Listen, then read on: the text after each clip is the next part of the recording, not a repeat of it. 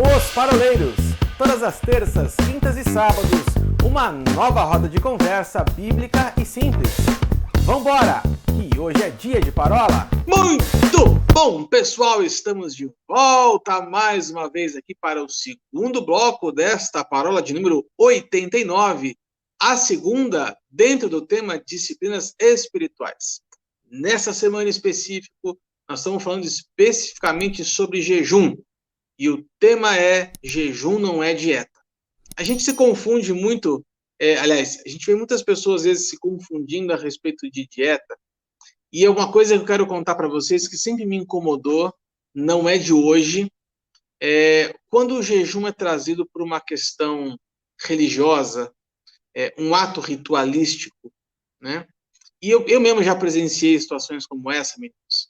De assim, a igreja, segunda-feira, a igreja anuncia que nós vamos começar um jejum coletivo. 40 dias de jejum a igreja inteira. Aí os crentes, o que faz? Vai no domingo na churrascaria e come até o rim entortar, até o pâncreas virar do avesso, né, para compensar os 40 dias que as pessoas vão ficar sem comer. Alguma coisa que vocês percebem com relação, por exemplo, ao carnaval?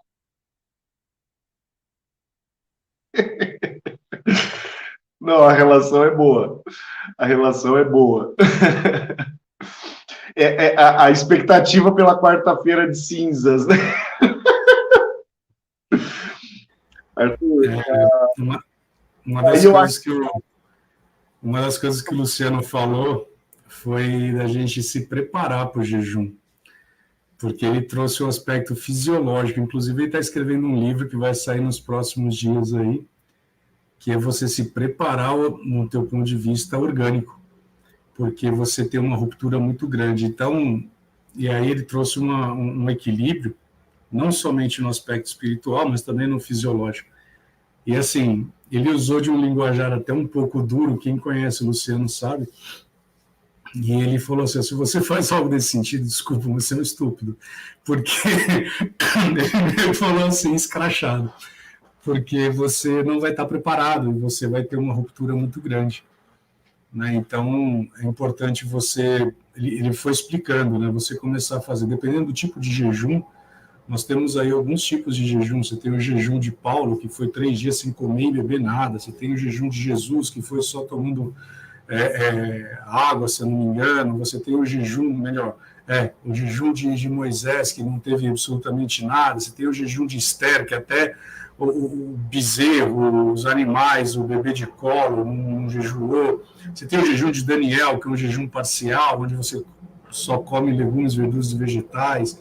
Então, tem uma série de coisas. Então, o que ele explica, de uma forma muito equilibrada, é que, assim, se você vai fazer um jejum e você não está acostumado, exerça uma prática de você ir condicionando o seu físico. Então, se você nunca jejuou, estabeleça um propósito. Olha, vou tirar meu café da manhã agora, daí teu corpo já absorveu isso, vou tirar o almoço, e até teu corpo ir sendo preparado para que você possa, de fato, seguir nesse propósito, né? Porque, de fato, se você faz desse jeito, e da mesma forma no retorno. Ele deu um exemplo muito interessante, ele falou assim, tem muita gente que depois sai do jejum e já vai direto para a churrascaria. Aí ele falou assim, cara, você destrói seu corpo. E o jejum, ele não tem esse propósito. O jejum ele tem um propósito de edificação. Então, nesse sentido, veja, nós já tocamos aqui em alguns tipos de jejum, né, que você pode exercer, mas tem equilíbrio em fazer isso. E agora, quando você estiver fazendo jejum, você não precisa ficar falando para os outros, né, porque a palavra do Senhor diz que o Senhor ele te vê no secreto, é ali que ele vai ver você. Porque, senão, e aí o próprio Cristo fala isso, fala, nossa, Arthur, você está jejuando, que homem espiritual, você está recebendo glórias e honras de homens. E aí você impede ou restringe que aquilo que o Senhor lhe daria no secreto se manifeste. Eu classifico importante, Arthur, Will, levando em consideração essa provocação que o Arthur nos fez, né, acerca do que tem se transformado, né,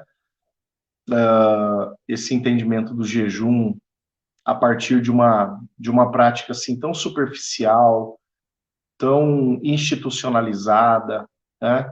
Ontem eu trouxe mais uma vez, quando eu falo ontem, nós estamos gravando numa segunda-feira, eu estou me referindo ao culto de domingo, né, aqui na Igreja Metodista Central, em Presidente Prudente. Eu trouxe uma estatística que eu li esses tempos atrás, feita nos Estados Unidos, de que apenas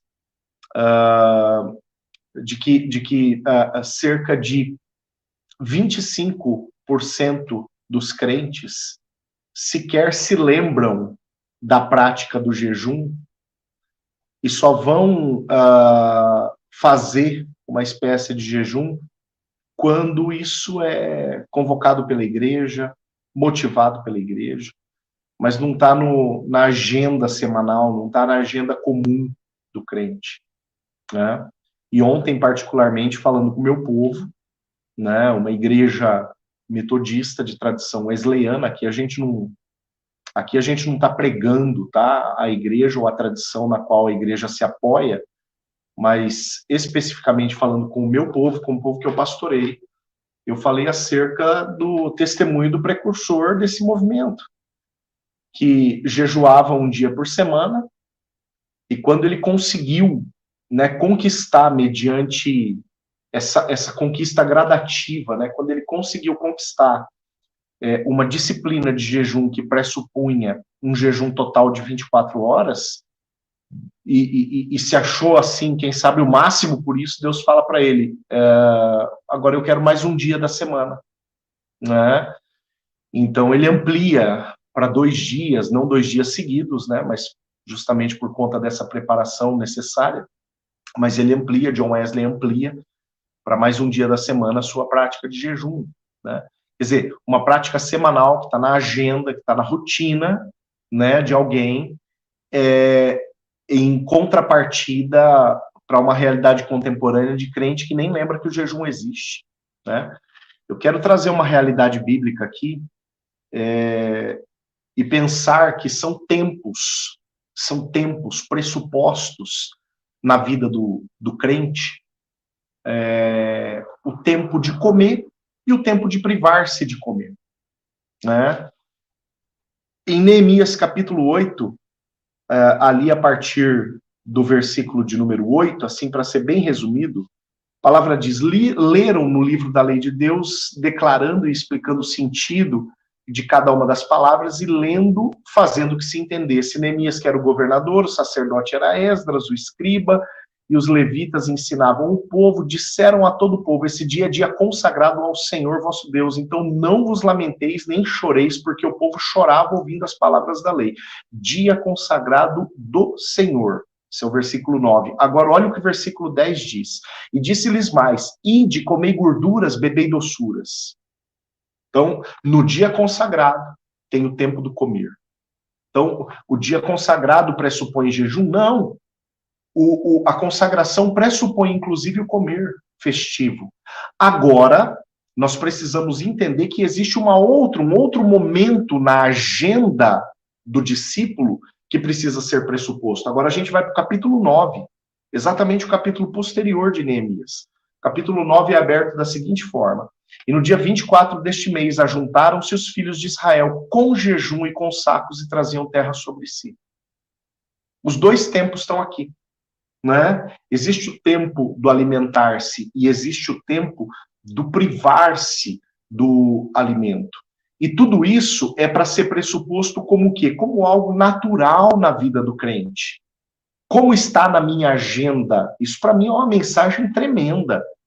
Essa sequência aqui, primeiro Deus falando para o povo, comam, e agora Deus falando para o povo, parem de comer, né? Tem que estar na minha agenda como discípulo essas 2 práticas. E como está na minha agenda almoçar todos os dias, né? Me alimentar todos os dias, precisa estar na minha agenda também o tempo do privar-me disso, justamente para que eu seja colocado naquela posição que eu mencionei no bloco passado, né, de estar entre a justiça e a glória de Deus, para estar posicionado no Senhor. entendendo o propósito daquilo que eu estou fazendo, entendendo essa prática do jejum como uma prática que precisa fazer parte da minha natureza como discípulo, como servo, como crente no Senhor Jesus. Disso que você está falando, eu me lembro, se você for lá em João, nós vamos ver os discípulos perguntando assim: bom, então, nós jejuamos, os fariseus também jejuam, muitas vezes os teus discípulos não jejuam.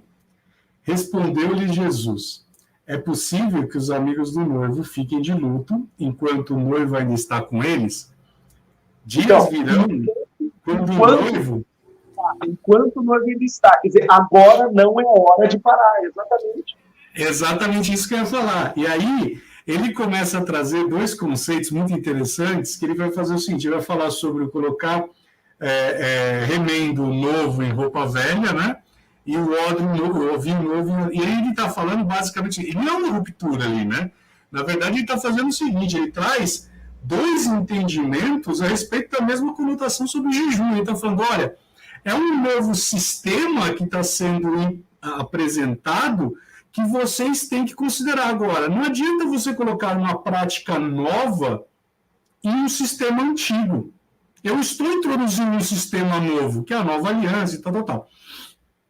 Então, é necessário que vocês entendam que existirá e vocês deverão observar isso. Agora, eu não estou desconsiderando a prática antiga.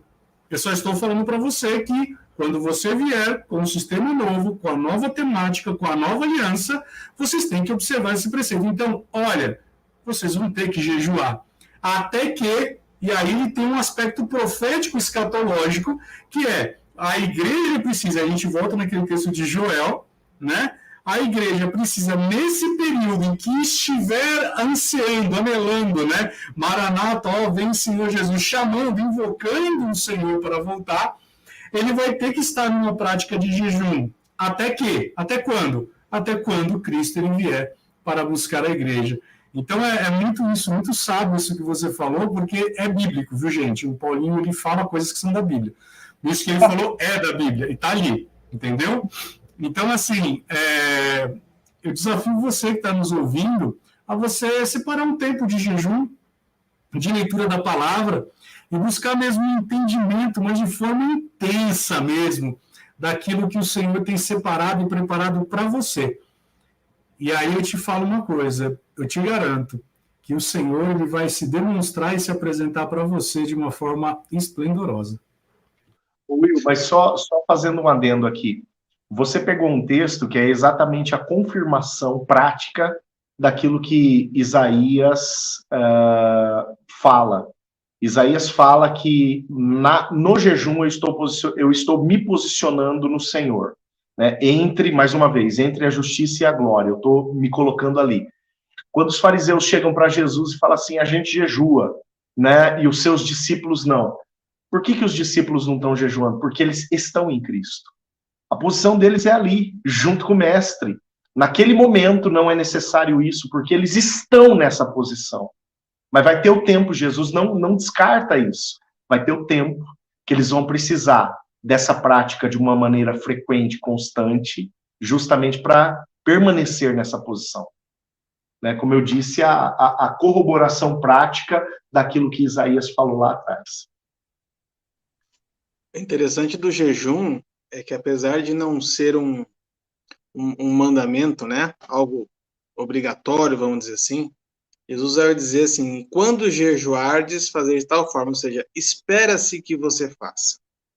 E aí eu quero fazer uma ponte na palavra passada, quando nós dissemos que as disciplinas espirituais são sinais externos que mostram que eu estou conectado à videira.